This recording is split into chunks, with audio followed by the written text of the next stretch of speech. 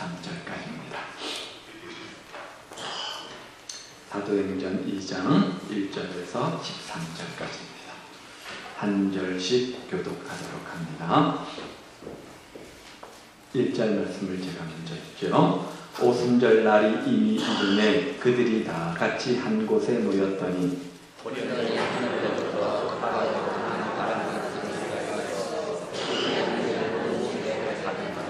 마치 불의 혀처럼 갈라지는 것들이 그들에게 보여 각 사람 위에 하나씩 임하여 있더니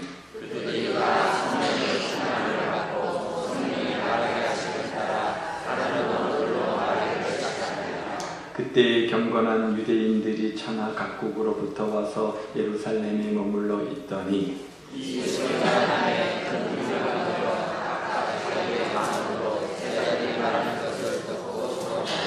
다 놀라 신기하게 여겨 이르되 보라 이 말하는 사람들이 다 갈릴리 사람이 아니냐.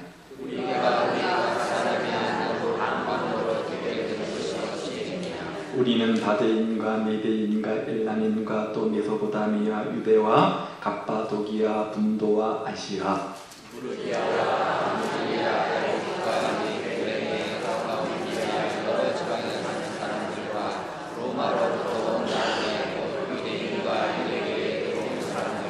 그레데인과 아라비아인들이라 우리가 다 우리의 각 언어로 하나님의 큰 일을 말함을 듣는도다 하고 다 놀라며 당황하여 서로 이르되 이 어찌 된 일이냐 하며 또 어떤 이들은 조롱하여 이르되 그들이 새 술에 취하였다 하더라. 아멘. 오늘 본문은 교회의 탄생 당시의 모습을 우리에게 보여주고 있습니다. 교회를 좀 다니신 분들이라고 한다면 사도행전 2장의 내용들을 다 잘 알 겁니다. 바로 그날이 성령께서 강림하신 날이고 오순절 날이기 때문이죠. 이날 굉장한 일이 일어났습니다. 우리 생일날도 특별한 경우에는 굉장히 큰 잔치를 하지 않습니까? 하물며 교회의 생일이라면 교회가 이 땅에 처음 태어난 날이니까 얼마나 기쁘고 의미 있는 날이겠습니까? 그래서 하나님께서는 교회를 이 땅에 건설하신 날에 위대한 이적을 행하셨는데 하나는 바람같이 임하는 것이고 또 하나는 불의 혀같이 임하는 것이고 세 번째는 방언에 터지도록 하셨습니다. 그런데 이 사도행전 2장의 사건을 너무너무 성도들이 많이 오해하고 그동안 한국교회가 너무나 잘못된 부분을 강조하며 가르쳐왔습니다. 이 사도행전을 어떤 근거로 삼았느냐, 이 장을 구원의 근거로 삼았습니다. 그래서 성령 받았냐, 구원 받았냐 이렇게 말하면서 방언을 빗대어서 설명을 하지 않습니까? 이런 거죠. 당신 구원 받았습니까? 네. 당신 성령 받았습니까? 네. 그러면 그 구원 받은, 성령 받은 증거가 뭡니까? 그때 머뭇머뭇거리면 방언 받으셨습니까? 아니요. 예. 그러면 성령 못 받은 거지. 구원 못 받은 거지. 성령 받아야 돼. 그래서 구원 받아야 돼. 성령 받으려면 방언해야 되는데 그래서 기도원 갑시다. 뭐 이런 식으로 우리가 몰아가지 않았습니까? 그래서 방언을 가르칩니다. 가서 어떻게 합니까? 이상하게 혀를 꼬이는 소리를 막 따라하도록 해가지고 그러면 어느 날 순간 탁 방언이 터진다. 이렇게 가르쳤습니다. 그런데 오늘 본문의 내용을 잘 보십시오. 사도행전 2장에서 교회를 탄생시킬 때 하나님은 약속대로 누구를 보내셨다고요? 성령님을 보내셨습니다. 성령 하나님을 보내주셨습니다. 120문도가 마가의 다락방에 모여서 기도하며 간절히 사모하는 것이 무엇입니까? 우리가 1장에서 살펴본 것처럼 오실 성령님을 기대했던 것 아닙니까? 그래서 오순절날 성령님이 강림 임하셨다고 성경은 말합니다. 자, 그렇다면 우리는 여기에서 한 가지 중요한 질문을 던지게 되어집니다. 오순절날 전에는, 사도행전 2장의 이전에는, 저 구약이나 신약적 앞에는 이 땅에 성령님이 안 계셨단 말인가? 안 계셨나요? 계셨습니다. 그런데 왜 그날 오셨다, 이날 오셨다 이렇게 성경은 말하는 것입니까? 구약에도 성령님이 이미 활동하셨고 창세기 1장에 보면 하나님의 영 성령님이 이미 흑암 위에 운행하시지 않으셨습니까? 이미 구약의 성경 역사 가운데 성령님을 많이 강조하고 있는데 왜 이날 오셨다 이렇게 성경은 이야기하는 겁니까? 우리는 이 말의 의미를 잘 이해할 필요가 있습니다. 성령님이 오순절날 오셨다 이 말의 의미는 과거에는 성령님이 안 계셨다, 그런 의미는 아니라는 거죠. 과거에도 계셨지만, 구약에도 역사하셨지만, 이 오순절날 성령 하나님께서 특별한 임무를 가지고 특별한 모습으로 이 땅에 오셨음을 강조하는 겁니다. 교회를 세우기 위해서, 그런 특별한 임무를 감당하기 위해서 과거의 임무, 과거의 상황과는 다르게 전혀 다른 모습으로 이 땅에 오신 겁니다. 좀 더 이해를 돕기 위해서 한번 똑같은 사건을 생각해 보죠. 예수님이 언제 이 땅에 오셨습니까? 언제 오셨죠? 2000년 전에 이 땅에 오셨습니다. 그러면 4000년 전에 예수님이 안 계신 겁니까? 아닙니다. 4000년 전에도 이미 예수님은 존재하셨습니다. 우리와 함께 하셨습니다. 그런데 왜 그날 오셨다 이렇게 말씀하고 있는 겁니까? 예수님이 2000년 전에 오셨다는 말은 그 전에 계시지 않았다, 그런 의미가 아니라 예수님께서 이 세상에 특별한 목적을 가지고 특별한 의미와 특별한 모습으로 2000년 전에 이 땅에 오셨다는 것을 강조하는 의미죠. 그런데 그런 의미로 오늘 성령이 오셨다 이렇게 사용이 되어진 겁니다. 즉 성령께서 특별한 목적 가지고 특별한 모습으로 이날 임한 것을 강조하기 위해서 성령님께서 오순절날 임하셨다 이렇게 말하는 겁니다. 따라서 이 오순절 성령 강림 사건은 계속해서 반복적으로 일어나는 사건이 아니라 특별한 목적, 뭐였죠? 교회를 세우는 특별한 목적을 가지고 일어나는 단회적 사건임을 우리가 알아야 됩니다. 교회는 이 세상에 하나님이 한 번 세우시고 만드신 것이지 여러 번 만드신 것이 아니라는 거죠. 이례적 사건이요 단회적 사건입니다. 그런데 성령님께서 이 땅에 임하실 때, 그리고 교회를 처음 이곳에 세우실 때 하나님께서는 놀라운 이적을 행하셨습니다. 바람이 임했고 불이 임했고 방언이 터졌습니다. 그러면 왜 하나님께서는 이 땅에 처음 교회를 만드실 때 바람과 불과 방언을 사용하셨습니까? 그 의미가 뭘까요? 모든 믿는 자들은 바람같이 불같이 방언을 해야 되기 때문에 사용한 것이 아니라는 거예요. 하나님께서 성령 강림하셔서 이 땅에 세우신 교회가 어떤 성격이냐, 어떤 교회의 모습이어야 되는가, 그 성격, 특징을 강조하기 위해서 세 가지 도구를 사용하시고 계시는 겁니다. 그렇다면 그것이 무엇입니까? 하나님께서 임하셔서 세우신 이 땅의 이 지상교회, 어떤 성격을 가진 교회이어야 되는가? 첫 번째는요, 교회 성격을 하나님은 사도행전 2장을 통해서 바람에 비유해서 설명을 하죠. 그렇죠? 2절 보십시오. 호련히 하늘로부터 급하고 강한 바람 같은 소리가 있어 그들이 앉은 온 집에 가득하며. 자, 바람 같은 소리가 났다 이렇게 말해요. 자, 우리가 이것을 어떻게 설명하면 이해할 수 있습니까? 보통 바람은 어디서 불어옵니까? 저 옆에서 불어옵니다. 옆에서 불어오지 않아요? 그렇죠? 옆에서 불어옵니다. 그런데 오늘 여기서는 뭐라고요? 하늘로부터 불어왔다 이렇게 말합니다. 우리가 알고 있는 바람의 성격과는 다른 겁니다. 그리고 바람은 머물러 있을 수가 없습니다. 스쳐 지나가는 바람 아닙니까? 그렇죠? 머물러 있으면 더 이상 바람이 아닙니다. 그런데 이 바람은 하늘로부터 오더니 그들이 앉아있는 온 집에 가득 머물러 있었다 이렇게 말해요. 따라서 우리가 느끼는 바람이 아니라 바람 같은 그 무엇입니다. 이런 하나님의 인지하심을 인간의 언어로 표현해야 되는데 가장 가까운 것이 바로 바람이었던 것이요. 그래서 바람을 비유로 설명하고 있는 겁니다. 그런데 성경에 보면 종종 바람은 능력으로 표현되는 경우가 참 많이 있습니다. 예를 들어 요한복음 3장에 보면 예수님과 니고데모의 대화 사건이 나오죠. 자, 조금 의역한 겁니다. 내가 너에게 거듭나야 하겠다는 말을 놀랍게 여기지 말라. 바람이 어디서 오며 어디로 가는지 너가 알지 못하지만 너가 바람을 느끼지 않느냐. 이와 같이 성령으로 태어난 사람은 다 이러하다. 자, 우리가 바람을 만지지는 못합니다. 그렇죠? 바람을 볼 수는 없습니다. 그러나 바람은 느껴집니다. 바람은 인식됩니다. 그런데 성령님을 비유로 표현하면서 바람으로 비유로 설명하고 있는 거예요. 바람을 우리가 만지지 못하지만 바람은 존재합니다. 바람을 느낄 수가 있습니다. 바람이 있다는 것을 우리는 다 압니다. 그렇죠? 다 압니다. 아, 바람이 불어오는구나. 보여요? 만져져요? 아니죠. 느껴서 아는 거죠. 지금 하나님께서는 이런 바람을 예를 들어서 교회에 대해서 가르쳐주고 있는 겁니다. 아니, 교회의 성격을 우리에게 지금 가르쳐주고 있는 겁니다. 그게 뭐냐? 교회는 이처럼 하나님이 보이지 않는 능력이 역사하는 곳이라는 것을 설명하는 겁니다. 바람처럼 보이지 않지만 하나님의 놀라운 본능, 능력의 역사가 나타나는 장소가 어디라는 거예요? 교회라는 거예요. 우리가 증명할 수는 없습니다. 우리가 보여줄 수는 없습니다. 그러나 우리는 느끼고 압니다. 교회는 어떤 곳이라고요? 하나님의 바람과 같은 능력이 모든 믿는 사람들에게 임해서 그들을 변화시키는 장소, 바로 이것이 교회라는 겁니다. 도저히 하나 될 수 없는 것 같은 사람들이 함께 모여서 하나가 됩니다. 도저히 변화될 수 없을 것 같은 사람들이 교회에 와서 변화를 경험합니다. 하나님의 바람과 같은 능력으로 과거의 상처를 치유받고 나쁜 습관이 기적적으로 고침을 받습니다.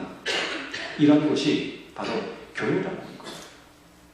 과거에는 날마다 술 마시고 들어와서 아이들과 부인에게 행패를 부리던 사람이 하나님의 보이지 않는 능력으로 이곳에 찾아 나와서 치료함을 받습니다.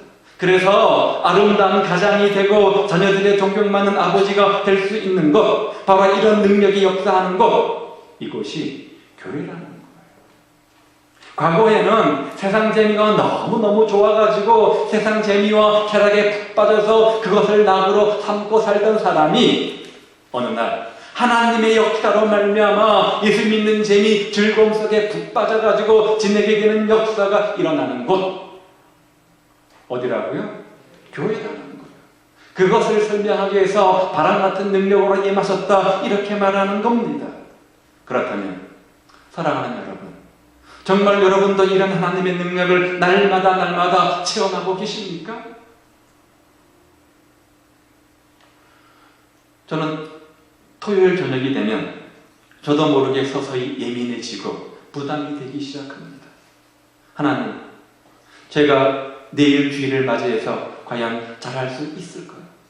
제가 성경 말씀을 나름대로 잘 준비했는데 이것을 어떻게 알아듣기 쉽게 전할 수 있을까요? 어떻게 성도들에게 은혜를 끼칠 수 있을까요? 제가 이 말씀을 전한다고 해도 과연 성도들이 제대로 반응하겠습니까? 제대로 변화가 되겠습니까? 정말 아닌 것 같습니다. 성도들의 삶이 정말 변화가 될까요? 그럴 때마다 하나님께서 저에게 뭐라고 말씀하시냐면, 네가 하는 것 아니다. 네가 하는 것 아니고 내가 하는 것이다. 이렇게 말씀하십니다. 제가 무엇을 할 수 있습니까? 여러분들을 어떻게 제 능력으로 변화시키고 여러분에게 은혜를 끼칠 수가 있겠습니까? 이전에는 제가 잘나서 얼마든지 할 수 있다고 생각을 했는데 목회를 하면 할수록 그것은 착각이었습니다. 아니, 영적 교만한 마음이었습니다. 저는 아무것도 할 수가 없습니다. 보이지 않는 하나님의 바람 같은 능력이 여러분들을 치유하시는 것이고 여러분들을 회복시켜 주시는 것이고 말씀에 반응하도록 만들어 주시고 삶을 변화시켜 주신다는 것을 저는 확신합니다. 그렇다면 정말 여러분들은 교회입니까? 정말 여러분들은 주님의 몸된 교회입니까? 그렇다면 하나님의 보이지 않는 능력이 여러분 삶 속에 임하셔야 됩니다. 바람 같은 성령의 본능이 여러분 삶 속에 임하셔야 됩니다. 날마다 그래서 삶의 인격과 신앙의 성숙, 변화를 경험하셔야 됩니다. 왜냐하면 교회는 그런 하나님의 능력이 활동하는 곳이기 때문입니다. 두 번째는요, 교회 성격은 어떤 것이냐? 불로 표현을 하죠. 3절 말씀 좀 볼까요? 마치 불의 혀처럼 갈라지는 것들이 그들에게 보여 각 사람 위에 하나씩 임하여 있더니. 구약 성경에서 불은 여러 가지 의미로 사용됩니다. 능력의 상징적 의미도 있지만 공통적 한 가지가 있다고 한다면 그것은 정결함, 청결함, 거룩입니다. 불은 더러운 것을 피우는 역할을 합니다. 그래서 하나님 앞에 제사 지낼 때 번제로 태워드리지 않았습니까? 그것의 의미가 뭡니까? 완벽하게 깨끗하게 해서 드려야 한다는 것입니다. 출애굽기 3장에 보면 하나님께서 모세를 부르시는 장면이 기록되어져 있습니다. 불꽃으로 나타난 주님께서, 하나님께서 모세를 출애굽 사명의 사명자로 부르시는 장면입니다. 호렙산에 이르게 되어지자 떨기나무 불꽃 가운데 하나님께서 모세에게 나타나십니다. 다른 떨기나무는 20초가 지나면 연기가 나고 다 사라지는 데 비해서 그 떨기나무는 불이 붙었는데도 나무가 타지를 않는 겁니다. 너무너무 신기해서 가까이 가보았더니 하나님께서 모세를 부르십니다. 모세야, 모세야, 내 백성을 인도해내라. 너가 선 곳은 거룩한 땅이니 신을 벗어라. 불꽃 같은 모습으로 임재하신 하나님께서 모세에게 사명을 맡기시기 전에 한 가지 전제 조건을 다셨습니다. 뭡니까? 거룩하라는 겁니다. 성결하는 겁니다. 구별되라는 겁니다. 여기 신이 의미하는 것은 지금까지 걸어온 인생길에서 인생길을 걷다 보면 얼마나 많은 때와 죄와 더러운 것들이 묻어 있겠습니까? 얼마나 잘못된 구습들이 있겠습니까? 이 모든 것들을 상징하는 단어가 신입니다. 밖에서 신던 신, 집에 들어오면 어떡합니까? 벗습니다. 왜요? 더러워지니까. 이 더럽고 잘못된 신들을 신은 채로는 하나님 앞에 나아가면서 쓰임받을 수 없다는 겁니다. 즉 구별, 정결, 거룩해 돼야 된다는 겁니다. 그러므로 먼저 더럽고 잘못된 신들을 벗어버려야 된다는 거죠. 그래야 하나님 앞에 담대히 서서 능력 있고 소명의 길을 갈 수 있다는 겁니다. 성령 세례가 뭡니까? 성령 가운데 날마다 우리 삶이 성결케 되어서 우리가 성령 충만케 되어서 날마다 성령의 능력으로 성결케 되어지고 담대하고 능력 있게 승리의 삶을 살도록 하는 것, 이게 성령 세례잖아요. 성령이 우리에게 임하시면 우리는 성령의 지배를 받아서 성령의 뜻 가운데 거룩한 영처럼 거룩한 삶을 살게 되어집니다. 이게 성령 충만이고 성령 세례 아닙니까? 내가 거룩하니 너희도 거룩하라, 이렇게 주님께서는 말씀하십니다. 하나님께서 이 땅에 오순절날 교회를 세우셨는데 불의 같은 모습으로 임재하셨습니다. 그 의미는 교회의 또 한 가지 성격을 우리에게 가르쳐 주기 위함인데, 그게 뭐라고요? 깨끗한 곳, 거룩한 곳이 교회임을 우리에게 교훈해 주는 겁니다. 그렇다면 여러분은 정말 그리스도의 몸입니까? 정말 주님의 교회입니까? 그러면 한 가지 특징이 우리 가운데 존재해야 되는데, 그것은 깨끗하고자 하는, 거룩하고자 하는 열망일 겁니다. 내가 비록 어제는 죄를 지었습니다. 지난밤에도 실패했습니다. 그러나 정말 주님의 몸된 자들이라고 한다면 그 마음속에 한 가지 소원이 있어야 된다는 겁니다. 어떤 소원이요? 하나님, 비록 제가 어제는 실패했지만 내 죄를 회개합니다. 저는 정말 깨끗하게 살고 싶은 욕망이 있습니다. 거룩한 성도답게 구별된 삶을 살고 싶은 그런 마음이 있습니다. 적어도 이런 마음, 이런 몸부림은 가져야 된다는 겁니다. 이런 열망이 우리 가운데 있어야 된다는 겁니다. 이런 열망이 없는 사람은 성도의 몸, 주님의 몸이 아니라는 거예요. 그래서 사도 요한은 요한일서 3장 9절에서 이렇게 말하죠. 하나님께로 난 자마다 뭐라고요? 죄를 짓지 아니하나니. 왜냐하면요, 이는 하나님의 씨가 그의 속에 거하며 저도 범죄치 못하는 것은 하나님께로 났음이라. 하나님께로 난 자마다 죄를 짓지 않는다. 아니, 우리가 하나님께로 태어났음에도 불구하고 여러분 죄를 안 짓습니까? 죄 짓잖아요. 우리가 인간의 몸을 입고 있는 한, 육신의 몸을 입고 있는 한 죄를 짓게 되어져 있습니다. 그런데 요한이 뭐라고 강조합니까? 하나님께로 난 자마다 죄를 짓지 않는다. 그러면 이 말의 의미가 뭐예요? 우리는 육신의 몸을 입고 있는 한 계속해서 죄를 짓게 되어지는데 오늘 이 말씀은 죄를 짓지 않는다, 이렇게 말하고 있어요. 이 말의 의미가 뭡니까? 이 말씀을 헬라어 원어로 찾아보면 어떤 시제가 쓰냐면 현재 시제형을 쓰고 있습니다. 죄를 짓지 아니하나니. 즉 죄는 죄인데 어떤 죄를 말하느냐? 반복적인 죄, 의도적인 죄, 습관적인 죄를 말하는 거예요. 따라서 이 말씀이 의미하는 것은 정말 주님이 몸이 된 사람들은 한 달 전에 지은 죄를 그 다음날 또 짓고 또 짓고 또 짓고 반복해서 습관적으로 지지 않는다는 거예요. 따라서 예수 믿는다고 하면서도 과거의 삶을 청산하지 못하고 여전히 그 모습 그대로 부정직한 일들을 그대로 행하고 있다면, 전혀 삶의 변화가 없다고 한다면 그는 구원받은 것이 아닙니다. 주님의 몸이 아니라는 거예요. 왜요? 주님의 몸된 교회란 깨끗하고 싶은 열망이 생겨나는 곳이기 때문에 그렇습니다. 물론 그대로 살지는 못하지만 적어도 그것 때문에 마음 졸이고 가슴 아파하고 눈물 흘리며 그 죄를 벗어나려고 몸부림치는 노력은 있어야 된다는 거죠. 교회는 어떤 곳입니까? 주님의 몸이란 어떤 의미입니까? 거룩함을 향한 열망을 품어야 된다는 거예요. 따라서 우리가 교회를 20년 다녔다, 30년 다녔다고 하지만 여전히 거룩함에 대한 열망을 가지고 있지 못하다면, 여전히 내 인생의 신앙의 변화와 성숙이 없다면 자신을 돌아보셔야 됩니다. 여러분의 마음속에 거룩함을 추구하는, 깨끗함을 추구하는 불의 혀 같은 열망이 임하시기를 우리 주님의 이름으로 축복을 드립니다. 그래서 우리의 가정이 거룩하게 되어지고, 우리 직장이 좀 더 깨끗한 직장, 우리 사회가 좀 더 깨끗한 사회가 되어지는 그런 열망을 우리 모두가 품으시기를 우리 주님의 이름으로 축복을 드립니다. 문제는 성령의 불이죠. 문제는 성령의 불이죠. 성령의 불길만 여러분 가슴 속에 계속 뜨겁게 타오른다고 한다면 누가 뭐라고 해도 상관없잖아요. 그 어떤 고난이 닥친다고 해도 상관없잖아요. 그 어떤 갈등이 있다고 해도 여러분은 거룩한 삶을 살 것이고, 거룩한 길을 갈 것이고, 자기 계획을 감당할 수 있고, 사명 완수하고 최후의 승리의 계가를 부르는 성령의 사람이 될 수 있는 겁니다.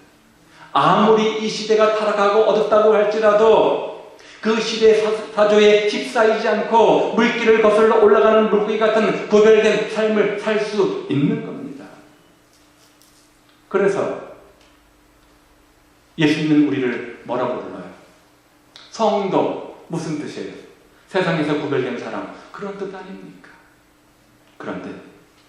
그런데 정말 슬프게도 이 성령의 불길이 언제부턴가 우리에게서 사그라지고 있다는 것. 그 소명의 불길이 약해지고 있다는 겁니다. 성화의 불길이, 사명의 불길이 꺼져가고 있다는 겁니다. 그 증거가 뭐냐? 우리 안에 복음의 감격이 사라지는 겁니다.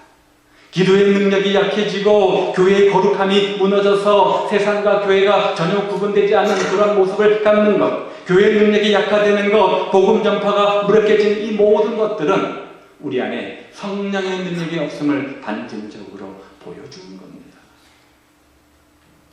여러분 가슴 속에 이 불을 지피시기 바랍니다. 식어진 가슴에 새롭게 불을 당기시기를 바랍니다. 성결케 하는 불, 사명을 감당케 하는 성령의 불로 활활 타오르시기를 우리 주님의 이름으로 축복을 드립니다. 바로 오늘 뜨겁게 그 불로 충만케 되기를 간절히 소원합니다. 처음에 모세의 가슴에 붙었던 그 성령의 불, 그리고 오순절 마가의 다락방에 있던 120 성도에게 옮겨 붙었던 그 성령의 불이 오늘 이 시간 우리에게도 다시 붙어서 우리 모두가 성령 충만한 삶이 되시기를 우리 주님의 이름으로 축복을 드립니다. 교회는 성령의 권능의 불, 거룩케 하는, 정결케 하는 성령의 권능의 불로 말미암아 세상과 구별된 삶을 사는 성도들이 모이는 곳입니다. 세 번째는요, 어떤 성격을 말하냐면 교회의 성격을 방언을 통해서 표현해주고 있는데 4절 말씀 보십시오.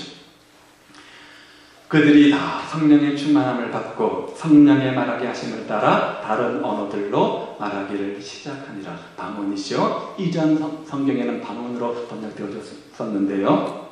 자, 그런데 이 방언에 대해서 참 많은 오해가 있습니다. 불과 30년 전만 해도 부흥일 때 다 방언을 받게 했습니다. 방언 받아야지 성령 받은 것으로 우리가 오해를 했던 거죠. 그런데 사도행전 1장에 나타난 방언을 한번 자세히 보시기 바랍니다. 여기에 나타난 방언이 무엇입니까? 랄랄랄랄라 혀가 꼬여서 나도 모르는 언어를 말하는 것을 의미하지는 않잖아요. 적어도 그런 방언과는 구별이 되어져 있는 것을 보게 되어집니다. 여기에 120문도, 120성도가 모였습니다. 성령의 권능을 받기 위해서 간절히 사모함으로 기도하고 있었죠. 그리고 많은 나라의 사람들이 또 모여 있었습니다.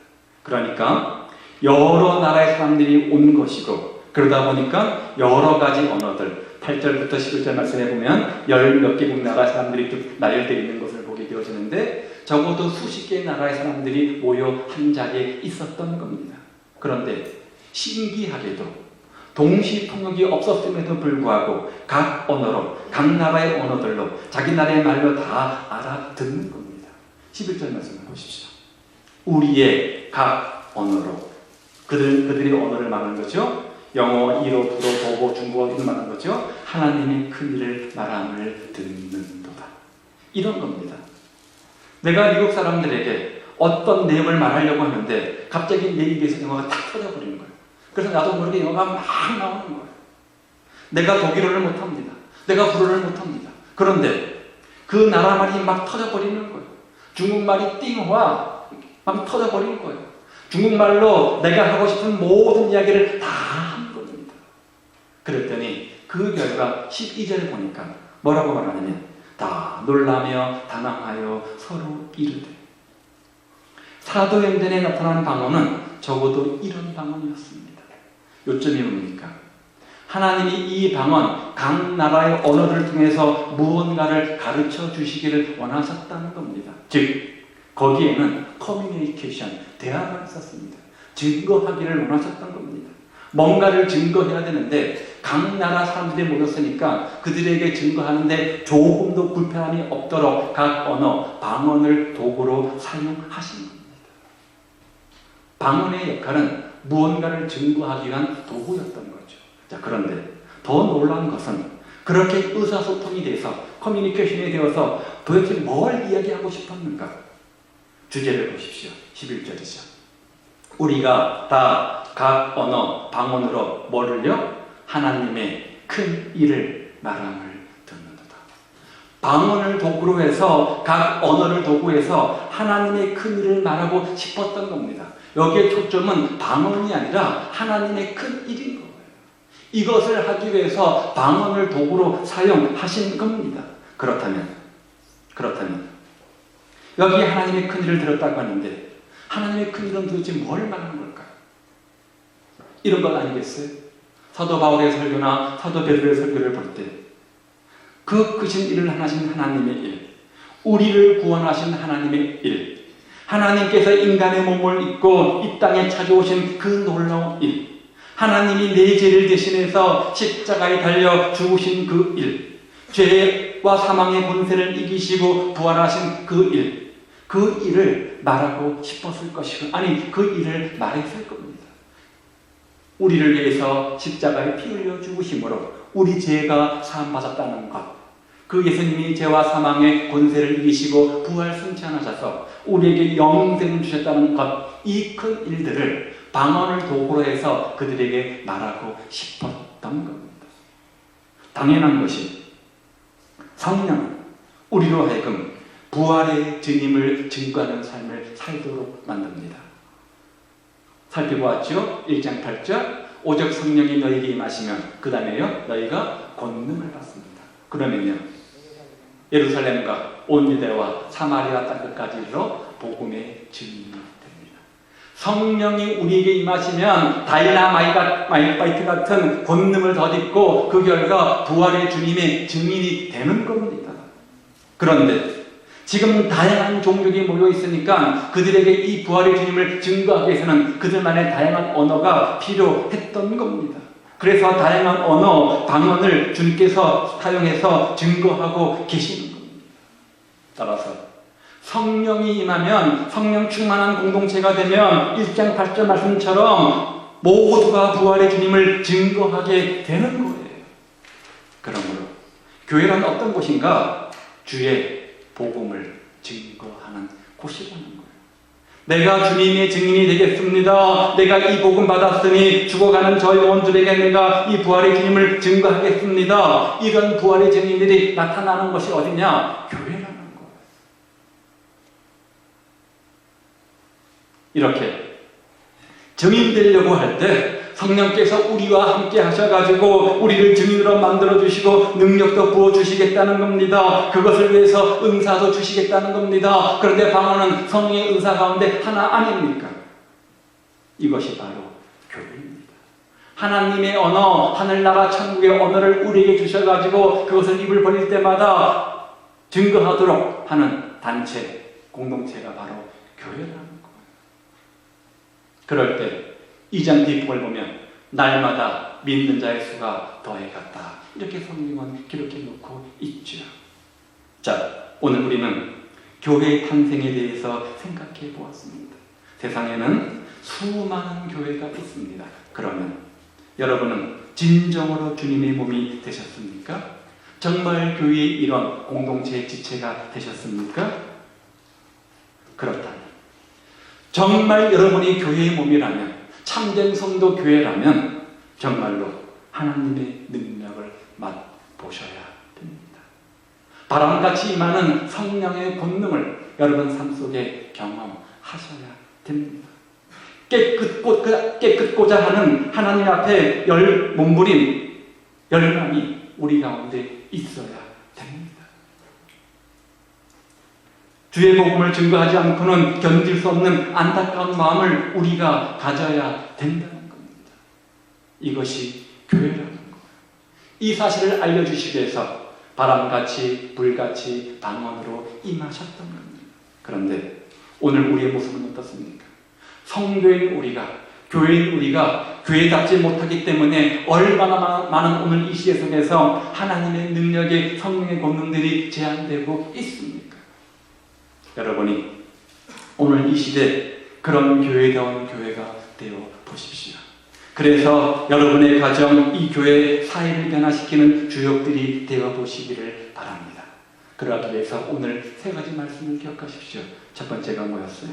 성령의 바람, 은혜의 물결이 밀려와서 하나님의 능력을 경험하는 성도의 삶이 되시기를 바랍니다.